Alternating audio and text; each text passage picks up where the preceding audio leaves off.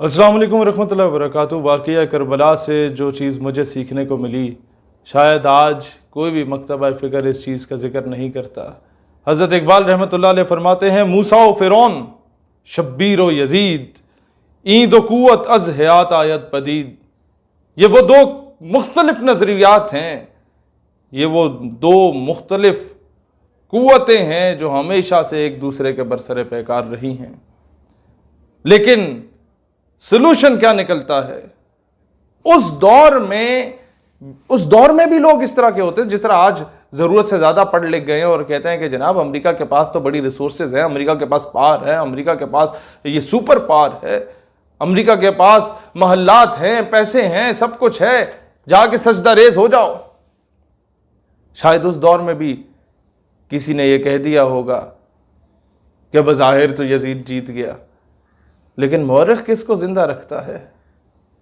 مورخ کس کو فاتح قرار دیتا ہے؟ دس تھنگ میٹرز اے لاٹ، کہ قتل حسین اصل میں مرگ یزید ہے، کہ اصل موت تو یزید کی ہو گئی۔ کیا اسلام زندہ ہوتا ہے ہر کربلا کے بعد؟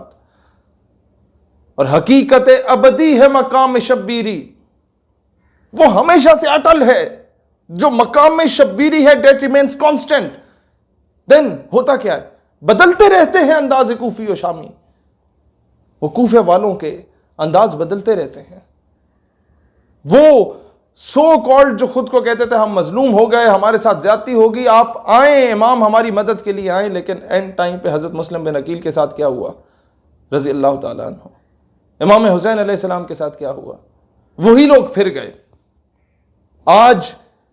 آج کے تناظر میں دیکھا جائے تو میں یہی بات انہیں کہتا ہوں، جب کسی جگہ پہ ایک حاکم وقت کے کسی نمائندے نے کہا کہ کشمیر میں میدان کربلا برپا ہے، تو میں نے کہا رک جاؤ، مجھے بتاؤ کشمیری کیا ہیں؟ کہتا حسینی ہیں فور شور۔ میں نے کہا اچھا، ویری گڈ۔ اور انڈین آرمی؟ کہتا ہے یزیدی ہے۔ میں نے کہا اچھا، اب سوچو اور بتاؤ پھر کوفے والا کون ہے؟ خاموش امت ہمیشہ کوفے کا کردار ادا کرتی ہے۔ دوستان ذی وقار، مسئلہ متحدہ عرب امارات کا ہو یا کوئی بھی ہو، بات بہت کلیئر ہے۔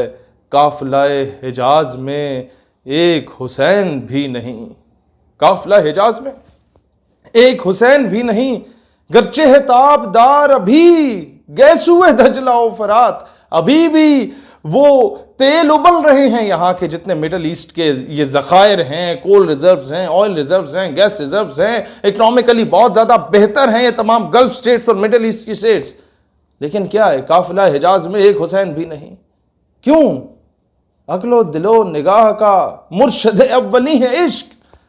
وہ عشق کو سائٹ پہ رکھ دیتے ہیں نا، اور یہ کہتے ہیں کہ جی آئی ایم ایف کے لونز آ گئے، ورلڈ بینک کی مد میں آ گئے، ایف اے ٹی ایف کی مد میں آ گئے، پیسے نہیں ہیں، کھانے کو کچھ نہیں ہیں، بھوکے پیاسے ہیں، کیا کریں؟ جا کے سجدہ ریز ہو جائے امریکہ کے آگے، بیٹیاں بیچ دیں عافیہ صدیقی کی صورت میں، ریمن ڈیوس کے صورت میں ہمارے بچوں کو، کوئی 2 بچوں کو قتل کر کے باعزت طور پہ بری چلا جائے، نور خان ایئر بیس سے کرنل جوزف رات کی تاریکی میں اسے بھگا دیا جائے۔ کیوں؟ کیونکہ عقل و دل و نگاہ کا اب مرشد اولی عشق رہا نہیں، وہ پیسہ ہو گیا، وہ کرسی ہو گئی۔ عقل و دل و نگاہ کا مرشد اولی ہے عشق، عشق نہ ہو تو شرع و دین بت کدھائے تصورات۔ اگر یہ عشق نہ ہو نا، وہ بے خطر کود پڑا آتش نمرود میں، عشق نہیں دیکھا کہ یہ آگ میرے لیے کیا کرے گی، یہ آگ کتنی زیادہ نقصان دہ ہو سکتی ہے میرے لیے، بے خطر کود پڑا آتش نمرود میں عشق۔ عقل ہے محو تماشا لبے بام، ابھی عقل ابھی سوچ لیے کودا کہ نہ کودا، کی کریے؟ دس از اے ڈفرنس۔ اگر چاہتے ہو کہ حسینیوں میں شمار ہو، اگر چاہتے ہو کہ ہمیشہ سے حق پرستوں میں شمار ہو، تو پھر دنیا کی چیزوں کا نہ دیکھا کرو، کیونکہ تخت سکندری پہ وہ کبھی تھوکتے بھی نہیں۔ بستر لگا ہو جن کا سرکار کی گلی میں، وہ یہ نہیں دیکھتے کہ پھر تاج و تخت و حکومت ہمیں ملنی ہے نہیں ملنی، ہاں یہ ہے کہ ایک کریکٹر لیس آدمی کے سامنے میں نے اس کے ہاتھ پہ جا کے بیعت نہیں کرنی۔ دس از واٹ حسینیت از، دس از دا فلسفی آف امام حسین رضی اللہ تعالیٰ عنہ، دس از دا آئیڈیالوجی آف سیدنا امام حسین رضی اللہ تعالیٰ عنہ۔ تو اصل حسینیت کیا ہے؟ اصل حسینیت یہ نہیں کہ ہم محرم کے مہینے میں آ کے صرف امام حسین کو یاد کر لیں، وہ سجدہ خالق کو بھی، ابلیس سے یارانہ بھی، یہ تو وہ بات ہوئی۔ حضرت امام حسین رضی اللہ تعالیٰ عنہ کا اصل جو کانسیپٹ ہے وہ یہ ہے کہ اس دور کے یزید کے سامنے نہیں جھکے، ہاتھ پہ بیعت نہیں کی، تو ہم آج کے دور کے فرعون، دجال، یزید، یہ امریکہ، بھارت، اسرائیل کے آگے کیوں جھک رہے ہیں؟ امت مسلمہ اپنے سو کالڈ بقا کی جنگ کے لیے اسرائیل کی حمایت کیوں کر رہی ہے؟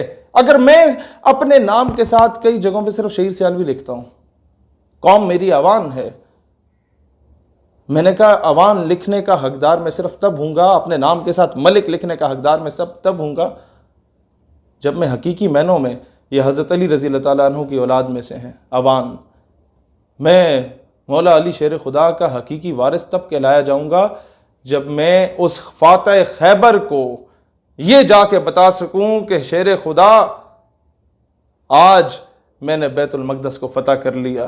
وہ بار بار لکھ کے ہمیں بتاتے ہیں کہ Khyber was your last option, Khyber was your last chance, اب کچھ نہیں کر سکتے۔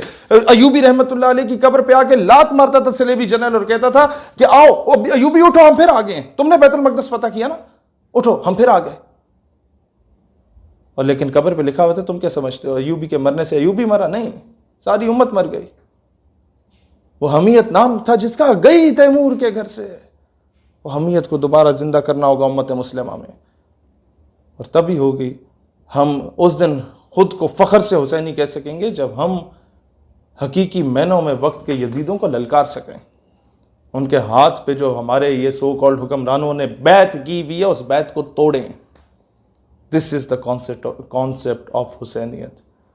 حسینیت زندہ باد، یزیدیت مرد آباد، پاکستان ہمیشہ زندہ باد۔